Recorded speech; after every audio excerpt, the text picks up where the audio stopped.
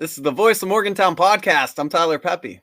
And I'm Brandon Cork, and today you are joined by two especially suffering WVU fans.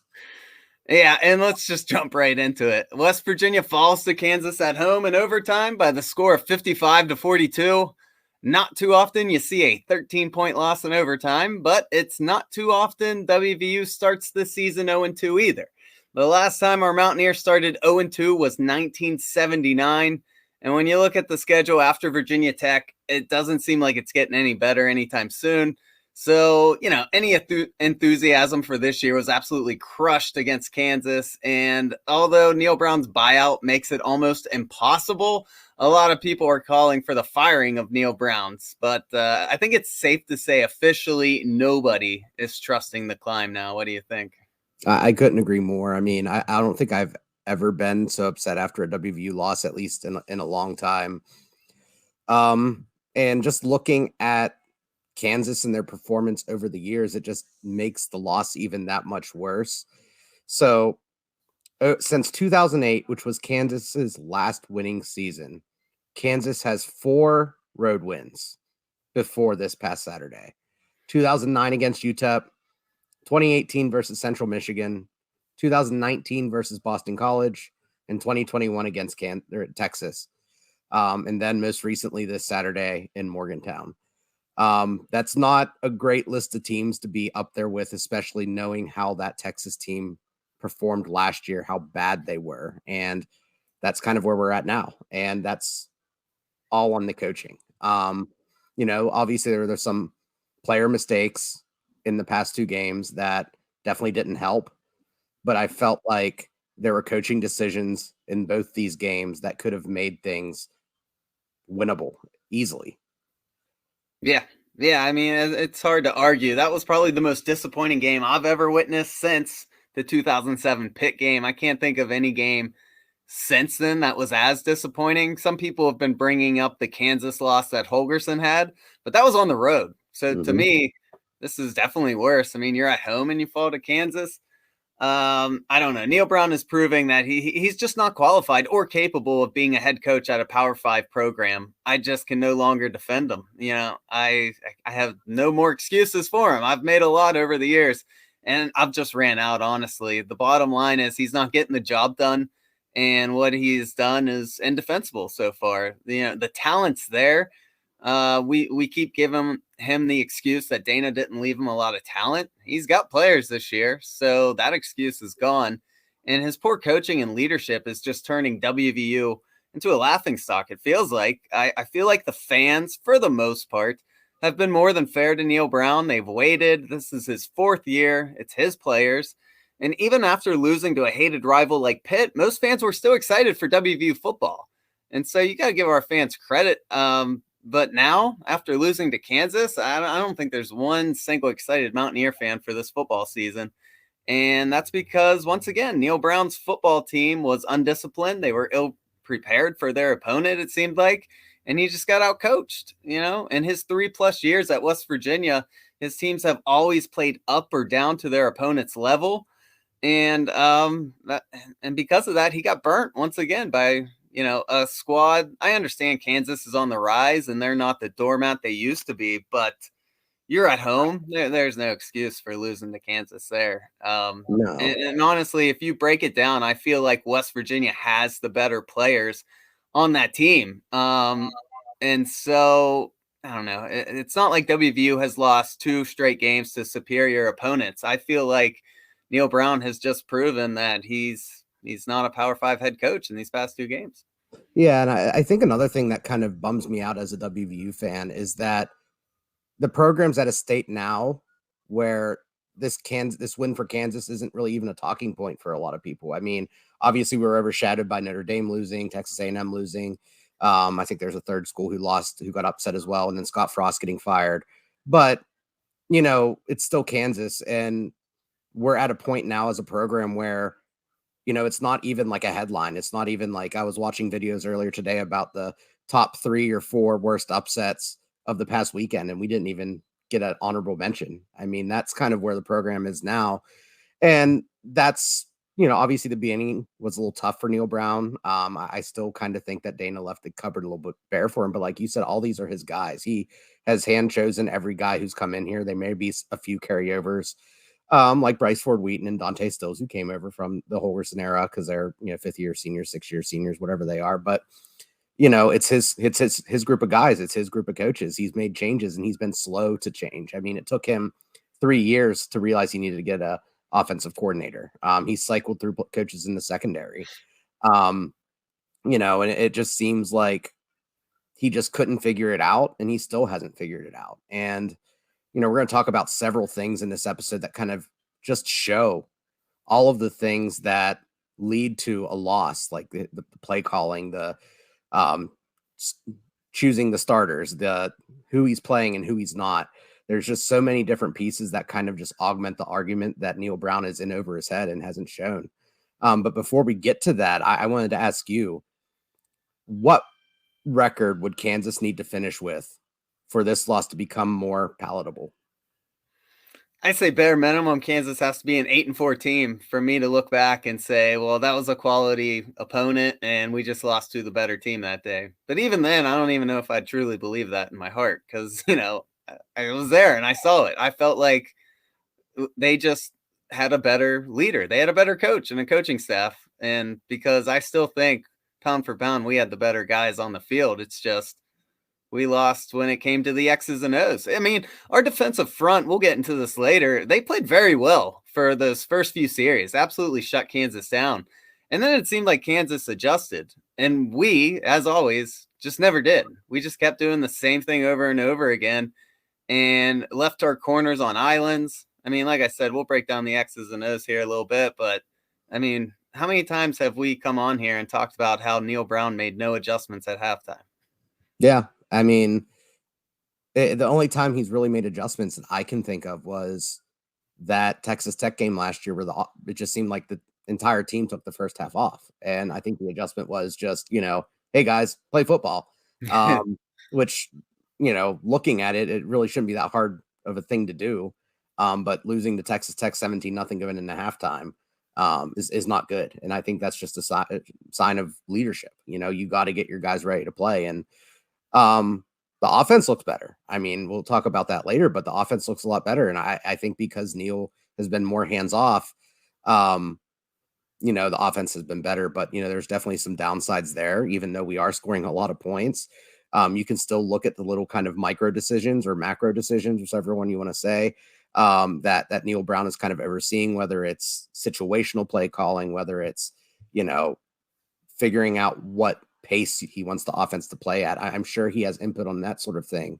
And I feel like his fingerprints are still in the offense in some way, shape, or form. He may not be calling the plays, but I think he's behind some of the strategy. And that's really kind of holding us back there. As far as Kansas's record, I might be able to settle for like a 6-6 Kansas, because that's a big jump for Kansas. That's 4 times as many wins they had last year. Jalen Daniels, I don't want to poo-poo on him. He's an exceptional player. All the way through the game up until they won it, I was saying, I have a hard time seeing him stay at Kansas his entire career. But if Kansas keeps trending the way it does, then, he can be a main cornerstone for why they're doing that. So no ill will towards him. He's a fantastic player, but, he's only one guy, and he basically single-handedly beat the Mountaineers. And I think, Neal has to win at least 7 games, and right now it's not looking like he can. But as you brought up earlier, the big problem with Neal right now is he has a buyout, which means that when he gets fired, he is due 100% of the salary that he has left on his contract going forward. So what do you think of that? And are you confident that the donors can get pissed off enough to get that money together to do what needs to be done? I think it depends on how the season plays out. I mean, let's talk about the elephant in the room. Neal Brown has a $20 million buyout if he gets fired today. Let's just be honest. WVU is not going to pay $20 million. Even at the end of the season, though, it's $16.7 million to fire him after the season, even if we crash and burn. Now, I mean, if we win 2-3 games all year, I think maybe there is enough support to build up money to do that. But I mean, that's still a ton of money. And so that kind of means we're probably stuck with them no matter how this season turns out. Like I said, unless it's like 2 wins, which I'm not sure I see that. But this also brings up Shane Lyons. Shane Lyons gave Neal Brown a contract extension after 2 seasons at WVU. And at that time, Neal Brown was just 11-11 here. And he was coming off of a Liberty Bowl victory over Army. But that wasn't a slam dunk by any means. If you remember, the Mountaineers barely walked away with a win that day. Army's quarterback had a huge day, which how often do you say that? And even at the time, people questioned the decision. Now, people weren't questioning it as much because, we were coming off a bowl victory. But now people are really digging into all the terms in that contract, and they're really questioning what Shane Lyons saw to extend him. It made no sense to me. Coach Brown's original contract would have expired at the end of the 2024 season. That's still 2 seasons away. That seems like a decent deal. Why was he in such a hurry to extend him? Now it runs to the 2026 season. And my real question is, has Shane Lyons ever had to answer for this? I know he had quotes when this all went down that he liked the direction the program was heading in, coming off a bowl win. But he really put WVU in a weird spot now where, I mean, essentially we can't even fire Neal Brown if we want to, not anytime soon at least. And so I don't know. I feel like he really dropped the ball on that extension. Of course, hindsight's 2020, but even looking at the facts at the time, it just didn't make a whole lot of sense.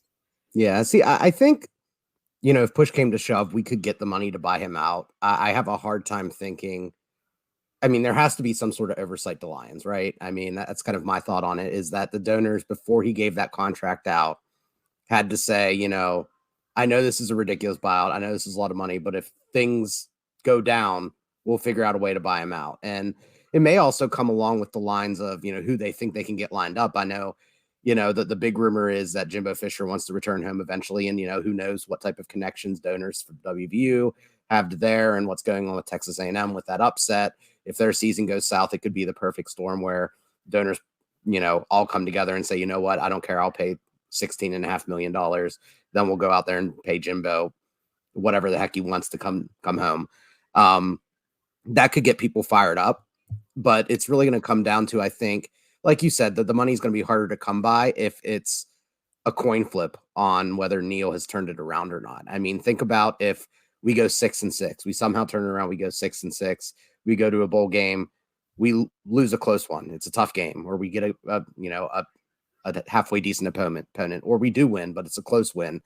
What are people going to do then? Because, that money does become more of a factor then, where I think if Neal Brown wins 5 or less games, it becomes a lot easier of a decision, especially after the past few years where, outside of a 6-4 season, he just hasn't done anything. So I think the money is going to become more of a problem the more Neal Brown wins. But like you said, it's really going to depend on how he performs against other teams. And he does kind of coach up to the competition.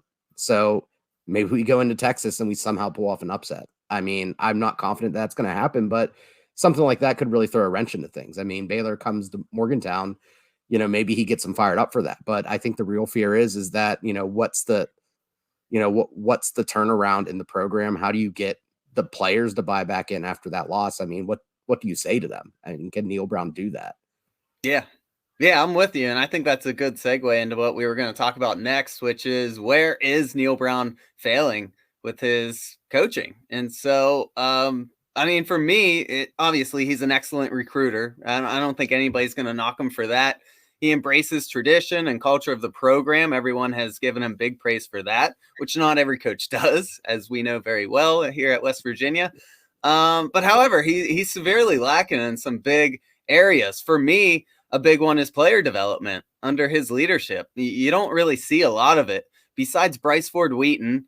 Who else can you really point to that's improved under him? And no one better tell me Dante Stills, because Dante Stills was a stud before Neal Brown was even here, and he would have developed under just about any coach. So I'm not going to give him credit for Stills being an excellent player.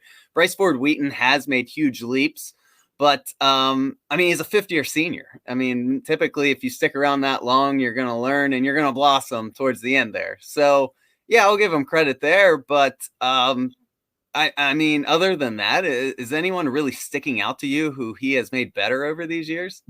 Man, now that you mention it, I mean, it's really hard to think of a name. I mean, the only guys I can really think of are guys who have left the program. I'm thinking of Tyke Smith. I'm thinking of Akeem Messador. Those guys made some huge steps forward, a lot of growth, and they turned into borderline superstars, and then they left. So and I know every coach is different where they don't mesh well with superstar sort of players. They prefer a team mentality versus a me mentality, and that's fine. But I think you also need to learn to embrace your superstars. But that's a great point. Other than the guys who have left, I can't think of anyone, which is crazy to me. I can't either. And I mean, if you're a head coach, that's got to be one of your most important qualities is improving player development over the years. My other big knock on him is what we talk about every single week, consistently undisciplined football teams. And I mean, week in, week out, year in, year out, whether it's false starts, late hits, muff punts, who has he ever disciplined for being careless? Very few times do you see him disciplining a player. And I understand you have to have a little leniency. These are 18-year-olds, 22-year-olds. But, when is he ever going to bench somebody or make an example out of somebody for a boneheaded play? I mean, more often than not, you're going to see the person who had a critical false start right back out there. The person who had a critical late hit that extends the drive right back out there. You're not even going to pull him over to the bench for a few plays and scald him and make an example out of him. And like I said, you don't want to see that all the time.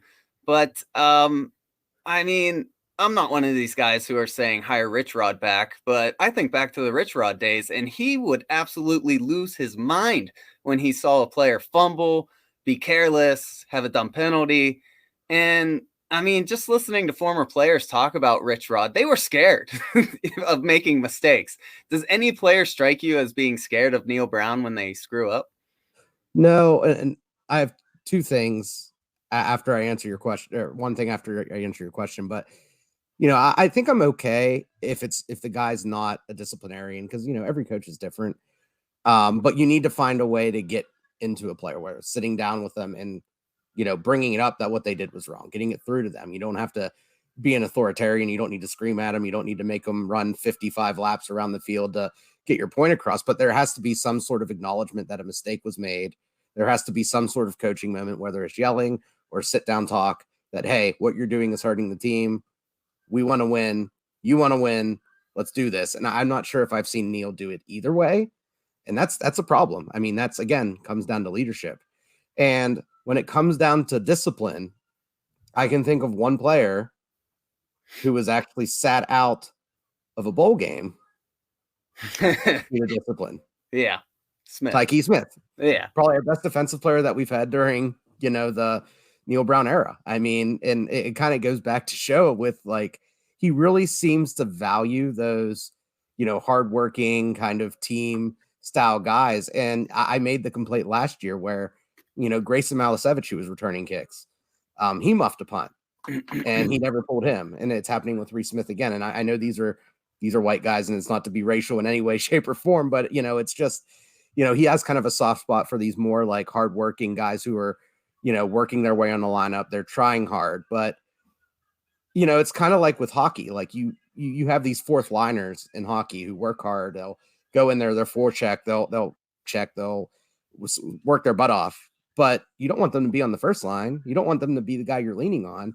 You need to have stars. You need to have guys who can get you points, and you need to have a little bit more leniency with them. And I think, in my opinion, where Neal Brown is most lacking is kind of his coaching strategy, where he wants to have control of the game. He doesn't want to feel any sort of risk. And I think it comes down to, I mean, you can kind of look at his whole coaching career, whenever he was getting those upsets at Troy, he was doing it by controlling the clock, controlling the game, keeping it slow, grinding the game out, which is kind of the personality that he kind of prefers.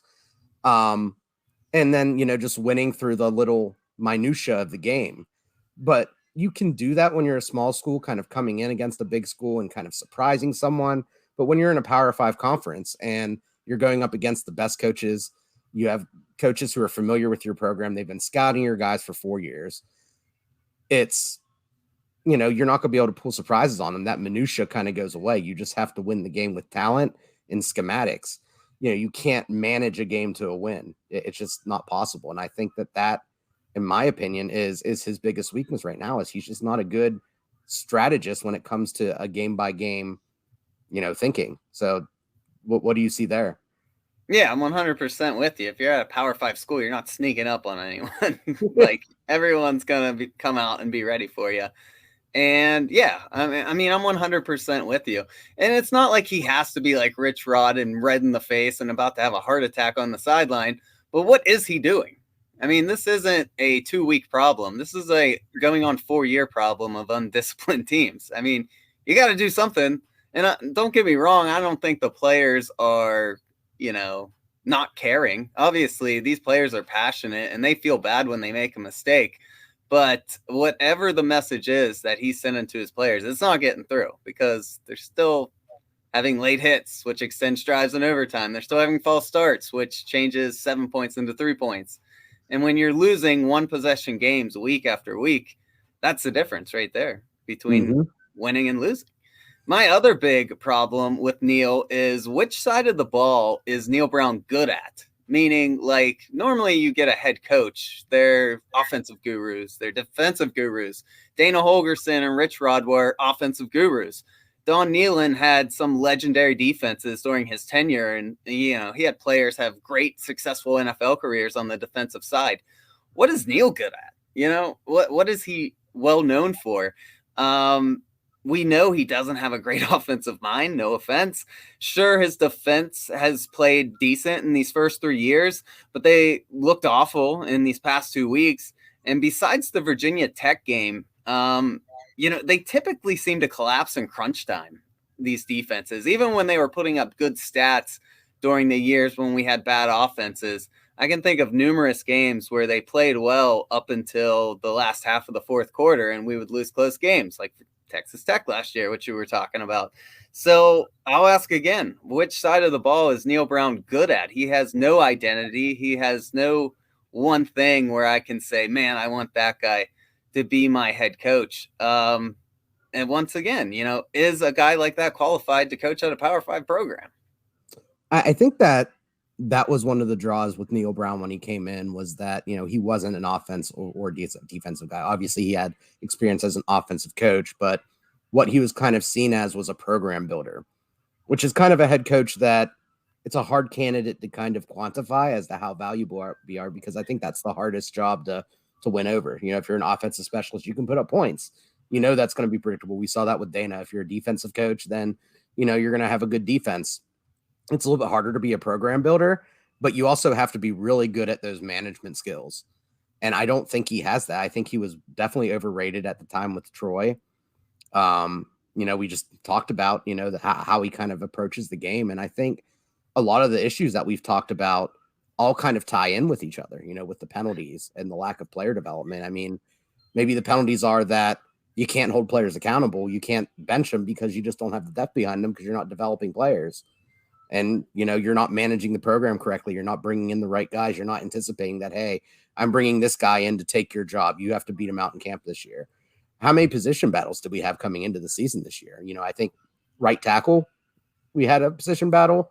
Secondary, and we're seeing how that's turned out. Yeah. I mean, and other than that, it feels like as soon as some people stepped on campus, they were named starters at transfers. And maybe, that's the right thing to do because they have experience, but they shouldn't be starters all the way through summer just by being on campus. There should still be battles. You should still be hearing about Jacoby Spells going against Rashad Ajayi.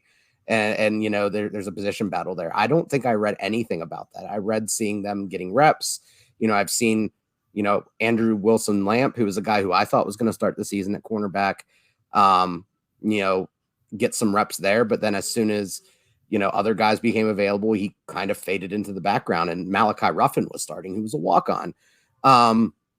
So I'm not exactly sure what his management plan is. I'm not exactly sure what his player development plan is. I'm not exactly sure what his recruiting plan is. And, I love his recruiting classes, and I'm not exactly sure, what his accountability plan is. There's just so many question marks. And, he's a great guy. I like the tradition that he respects. I like his idea of what a good program looks like. It's just all the things that matter on the football field. I just don't know what he is and what he's good at. Yeah, I'm with you. I mean, we had a pretty intense quarterback battle this offseason, obviously, Yeah. but Yeah. I mean, the joking, fakest of course. position battle of all time, and that's the thing that everyone was talking about because there was no other position battles. I mean, you brought in what four-star players, and none of them battled for a position on a defense that lost how many players in the secondary. There was really no talk of a running back battle, even though we lost our starting running back. Tony Mathis just kind of stepped in, and Tony's doing a fine job. But I mean, we have 2 4-star backs behind him. We have CJ Donaldson, who just kind of stepped up. Along the offensive line, this offensive line was atrocious last year, and we have the same 5 starters basically. I mean, Hubbard played a little bit, but Yates was back in the game, and I don't think he played bad, but still, like, you've been recruiting how many offensive linemen over the past 4 years, and the best you can muster up is the same 5 guys as last year. You can't hold players accountable unless you have someone who's going to step in and take their job if they're doing the job right. And across the board, there's no accountability and there's no depth and there's no plan. Yeah. And I mean, obviously, Neal Brown's likability is what's giving him the leash he even has, even though it's not that long anymore. Because if he had a personality like Holgerson, which rubbed a lot of people the wrong way, yeah, he might already be fired because there would just be even more of an uproar. But we keep saying how good of a recruiter he is, and he definitely is. But how long until your win-loss record hurts your recruiting, and then you got nothing bringing to the table too? So, yeah, I don't know. It just seems to be snowballing. So that kind of leads us to our next topic: is if we do get a head coach next year, 2 years from now, whenever it is, what qualities are Mountaineer fans looking for? And some of the things I wanted to highlight was obviously you want a head coach that can recruit well, or at the very least, a guy who surrounds himself with good assistants, which we've seen happen at WVU in years past, who can pull in guys.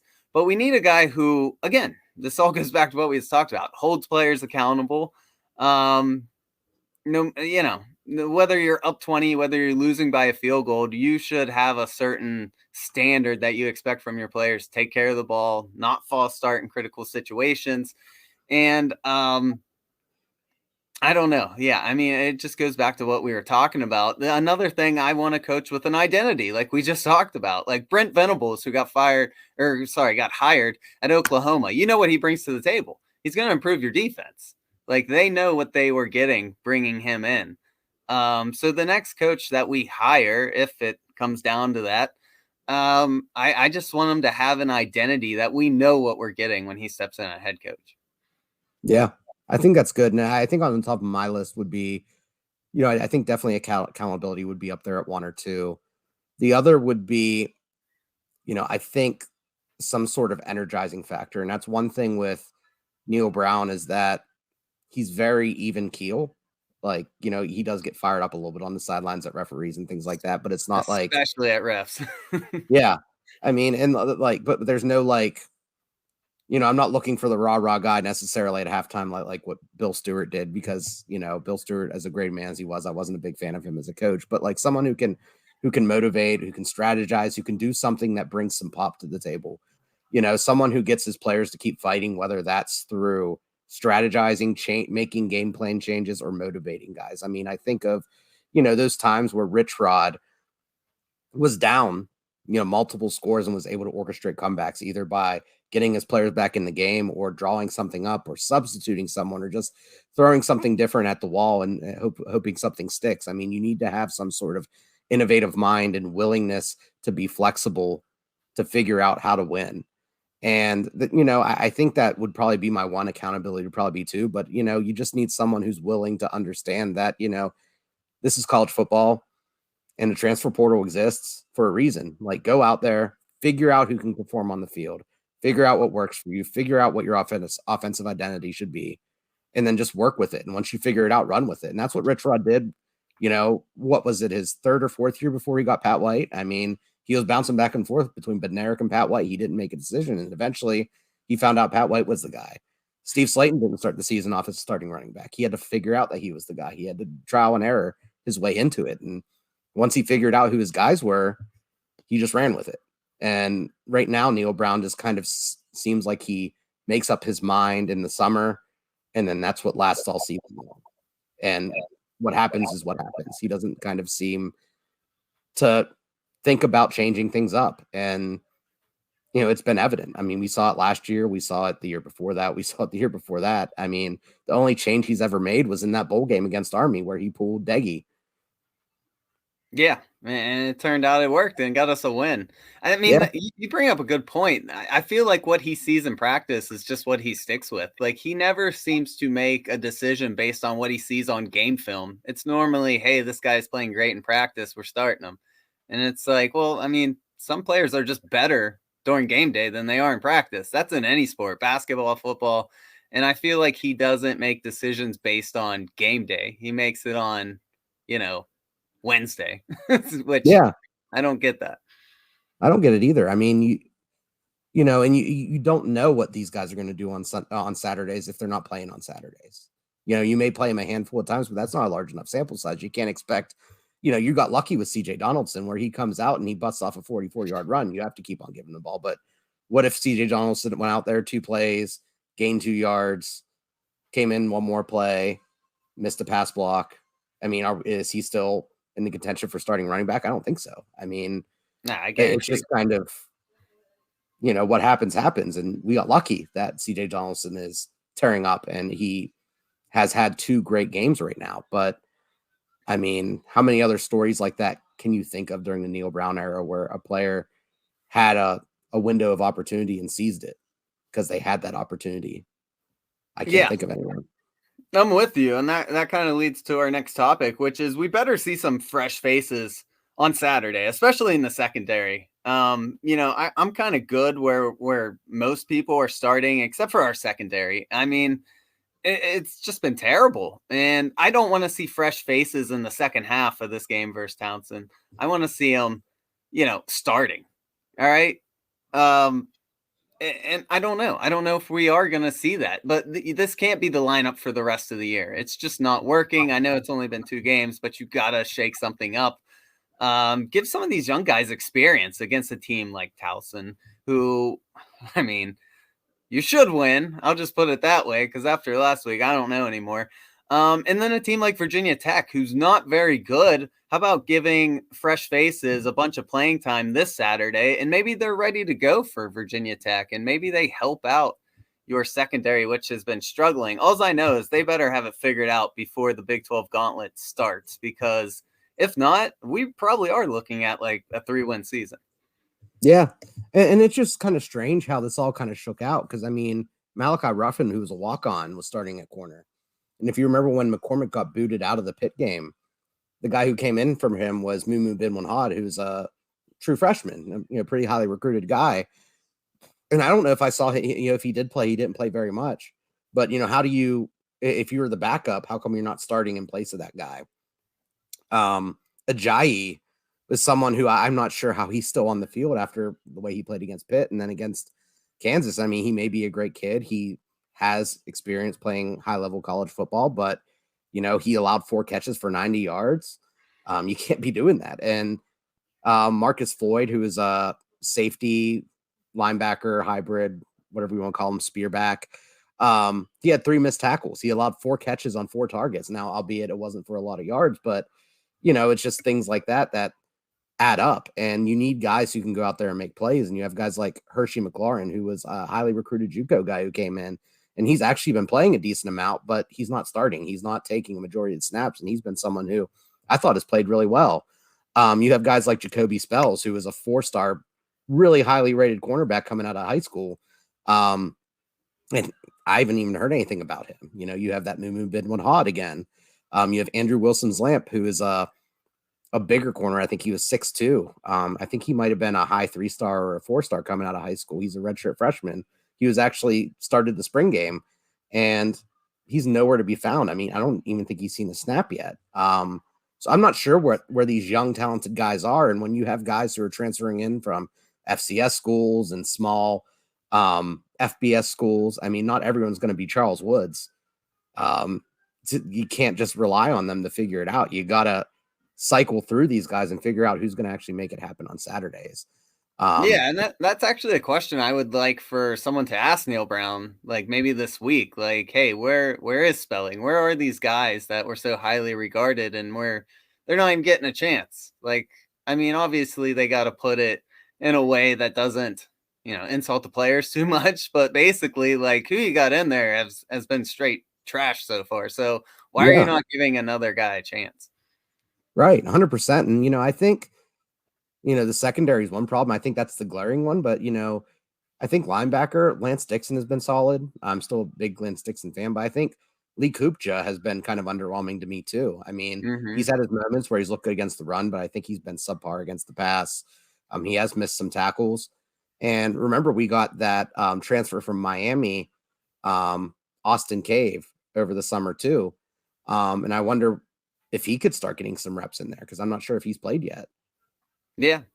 Yeah, I'm with you. And that's kind of what I mean with Neal Brown, like needs to get a little fiery. Like if these guys are missing tackles, yank them out of the play for, I don't know, 4 plays or so. And then maybe that sends a message. I mean, it doesn't even have to be anything aggressive. Just say, hey, come over here and sit down. You're not getting it done. And then maybe that wakes up a player a little bit. Like, I don't know. I just don't understand doing the same thing and then expecting different results. I mean, it's just not working. Yeah, and that's one thing I said in my season preview was like I figured that the secondary wasn't going to be great to start the season, which it hasn't been. But I expected to kind of see more young guys get opportunities as those guys faltered. And I'm not sure how long we're going to have to wait. It'd be different if those guys were just kind of like, they're okay, but they're just getting beat. I mean, Wesley McCormick's been good coverage wise, but he was out the entire half. He didn't finish the pit game. Um, and, I just want to see young guys. I want to see someone is in fear of losing their job because I think it's come to that. And it's nothing against those players. If you can't compete at the Power 5 level, you just can't compete at the Power 5 level. It's okay. Like you're still on a full ride. You're good. Yeah, and I mean, honestly, it could be the thing that really motivates them to get back in the starting lineup halfway into the season, too. I mean, it's That's not like true. you bench them and they never see the field again. It could be a wake-up call. Next on our list is penalties. I feel like we've covered that a lot. Do you want to dive into this? Nah, I mean, it's just kind of the same things every week. You have your false starts, your holdings, your personal foul penalties at inopportune times. I mean, it's just discipline. I mean, you got to coach that out in practice. You got to, I mean, false starts and holding, those are things you can control in practice. Obviously, you're not going to have, personal fouls or late hits or roughing the quarterbacks probably in practice, but it goes without saying that, that's something you talk about with your players at halftime. You talk about them with them on the sideline in between series. You say, play clean, don't hit late, the rules, blah, blah, blah. I mean, if that's what you have to do in between every series, that's what you have to do. It doesn't hurt to reiterate. And if it gets annoying and, you know, repetitive, then maybe they'll just stop doing it. I don't know what else to say about it. Yeah, I'm with you. So let's talk about the offense for a little bit because, I mean, they were, kind of a bright spot in certain parts of the offense, in my opinion, at least. I wasn't impressed with the overall offense. JT Daniels, Bryce Ford-Wheaton had solid days on offense. Sam James, Prather had decent performances as well. As you were telling me earlier, you were checking out their grades on, what was it, PFF. And the Mm-hmm. offensive line did well pass blocking, but they couldn't move a body in the run game. I didn't look at their grades, but just the eye test, it seemed like they got no push up front. And I was just not impressed with the 38 rushing attempts that WVU had. The only reason JT Daniels ended the night with so many pass attempts, he ended with 40, was because WVU was playing, they were trying to play catch up on those last few drives of the game because they were down by 11 late. And so they were just passing a lot. You look this up for me. He had 21 pass attempts prior to being down 11, which means he had, 19, pretty much half his pass attempts all at the end of the game. To me, that makes no sense. The passing game was working right from the get-go. That's how we got up 14-0. And the run game was just never producing. Yet Graham or Neal Brown, whoever was making that decision, they just felt the need to force the run game when it wasn't there, and you needed to be in a shootout. It wasn't like your defense was helping you. So I just can't understand that decision. I know you can't throw the ball every play, but why are you running it more than passing it in certain parts of the game when your longest run the entire day was 10 yards? The running backs collectively averaged 3.7 yards a carry. That's not very good. And, this is why our offense sputtered out in the second half, in my opinion. They just went away from what was working. And sure, the defense is the main reason why West Virginia lost that game. But, maybe WVU's offense outguns Kansas if Neal doesn't get so soft in the second half. What do you think? Yeah, I feel like that was a macro kind of strategy call by Neal. Was after coming out of halftime, he wanted Graham to slow the game down. For whatever reason, he felt like he needed to, like we talked about earlier, control the game, control the pace. Things were kind of getting out of hand, which maybe they were, but you knew your defense wasn't holding up. And, I think it's evident by this stat, you kind of alluded to it, where we had 15 passes in the first half, 12.7 yards per attempt, one touchdown pass, or no more than one touchdown pass. We had 28 points. But going into the third quarter, before we went down 2 scores, which I think was in the fourth quarter, we had 6 passes against 12 rushes. And that's inexcusable with how successful your pass game is going. Yeah. Another thing that was interesting to me too was that we only threw 3 deep balls. And on those 3 deep balls, we were 3 for 3 for 99 yards in the touchdown. And we can't say that it was because we were getting pressured, because on the 40 dropbacks JT Daniels had, he only had 8 pressures. And 0 sacks. Yeah, 0 sacks. So what's the excuse? I don't even know what to say. I don't know.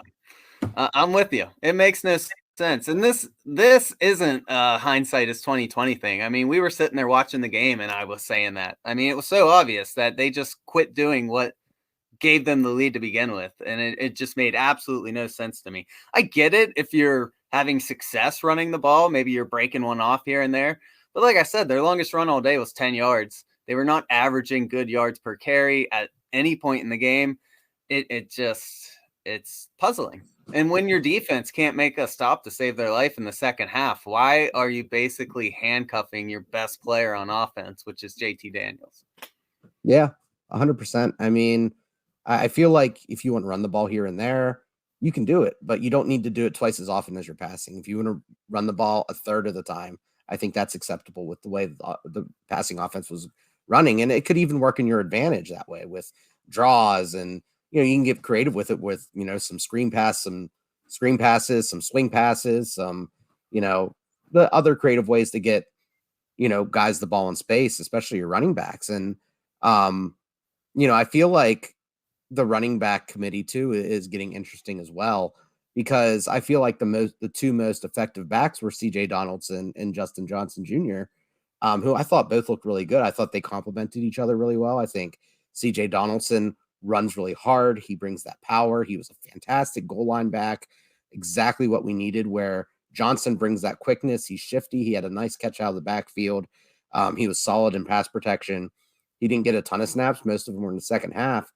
And, it kind of left me wondering where Tony Mathis fits in, because looking at him run this year compared to the way he ran at the end of the season last year, it's like 2 completely different guys. I don't know what happened to him. Yeah, I don't know what it is either. I mean, obviously the line's not giving him a lot of options in terms of gaps, but last year he just seemed to be a one cut real quick, get as many yards as you can. And this year, I don't know if he's putting more pressure on himself because he's the bona fide starter, whereas last year it was kind of like, hey, no matter what I do is gravy because Letty's the starter. But I agree with you. He doesn't look like the same guy who had a good bowl game and a good game against Kansas. Yeah, I mean, the way that he ran last year gave me so much hope going into this season, how physical he was. It seems like he was breaking a tackle or 2 every time he carried the ball. And now it seems like somehow, some way, it's like Space Jam. CJ Donaldson, got Tony Mathis to touch the football when he stole his powers. And now CJ Donaldson's the power back. Yeah, No, I'm with you, man. I don't know. Maybe he's got an injury that's not being fully disclosed. I can't put my finger on it. I really don't know. Doesn't make sense. Yeah, I mean, I don't know what else to say. I mean, it's hard for me to complain about the offense when you scored so many points, but we Right. left points on the table. I agree. I agree. And I feel like we didn't play up to our full potential because we were doing something that wasn't working and we quit doing something that was working, which Yeah, sounds so completely obvious, but we just laid out the stats for you. That's exactly what we did in the second half. It makes no sense.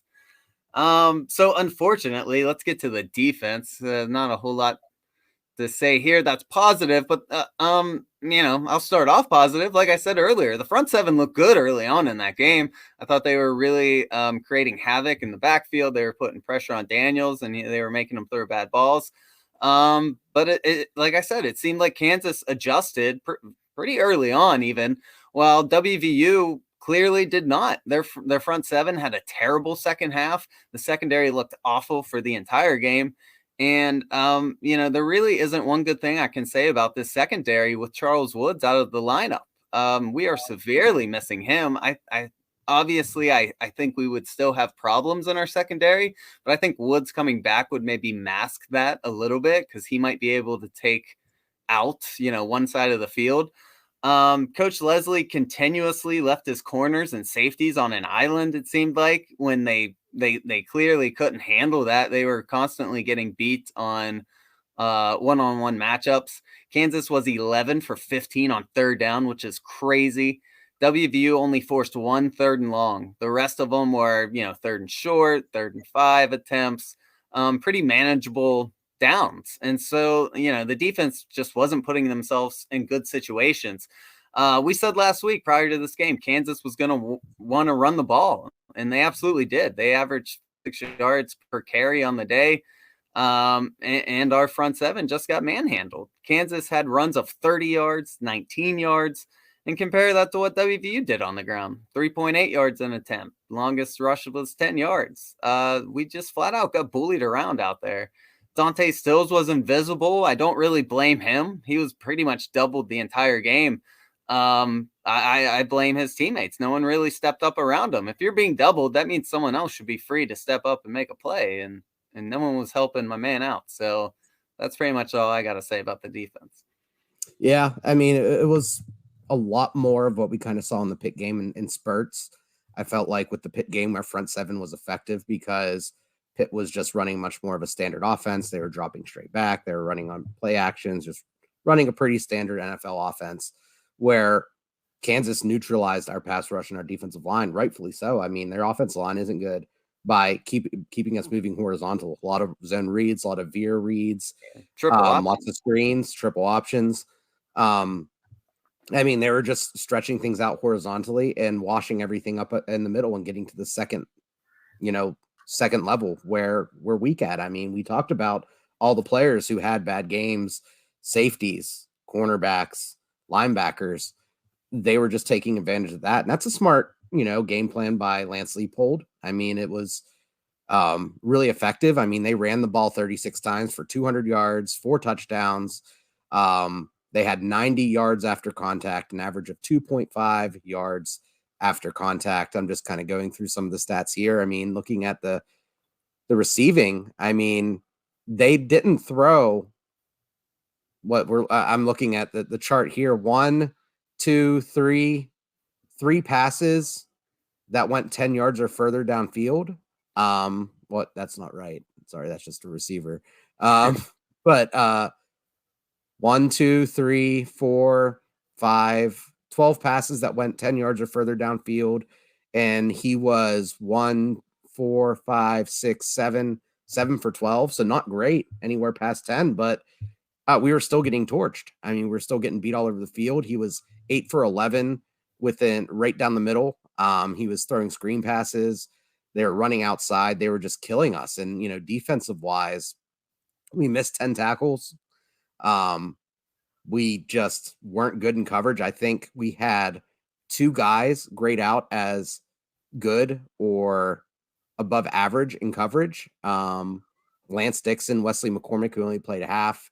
Jasir Cox, were really the only ones who were solid. And everyone else was just kind of bad. I mean, even the guys who were graded out as good in coverage, Lance Dixon was only targeted once. Marcus Floyd was targeted 4 times, allowed 4 catches. Jasir Cox was targeted twice, allowed 2 catches. So even though that they're in the right place, they're just not making plays on the ball. And then on top of that, with the 10 missed tackles, just not a good game. No sacks. They just took away our best part of the game and beat us. Yeah. Yeah, I'm with you. I mean, I don't have a whole lot to say. I'm sure everyone listening watched the game and they saw it for themselves. Kansas just straight up out game planned us, really. I mean, what they did was working, and when it wasn't, they adjusted, and we just flat out did not. 100%. Yeah. So let's wrap it up today, guys. We're going to talk about Towson real quick. Towson is 2-0. They have close wins over Bucknell and Morgan State. I was kind of looking at what this team likes to do, because obviously I was really hoping they aren't a team who likes to just gun it.